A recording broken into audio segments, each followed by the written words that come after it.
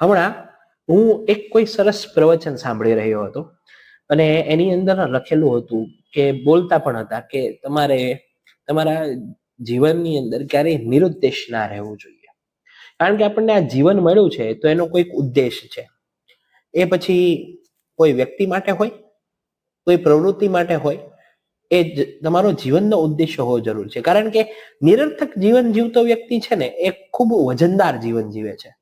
કારણ કે એને એવું લાગે છે કે એ જે વ્યક્તિત્વમાં જીવી રહ્યો છે એ વ્યક્તિત્વનું કોઈ મહત્વ જ નથી, અને એ મહત્વ એને ખુદને નથી સમજાતું એટલે દુનિયામાં કોઈને નથી સમજાતું.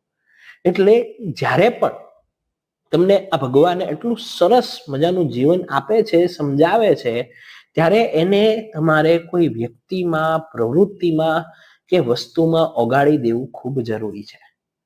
કારણ કે જ્યાં સુધી તમને તમારા જીવનનો ઉદ્દેશ નહીં ખબર પડે ત્યાં સુધી તમને તમારા જીવનમાં વજન લાગ્યા જ કરશે, અને એ વજન તમને ખૂબ એટલે ખૂબ જીવનમાં મુસીબતો આપશે.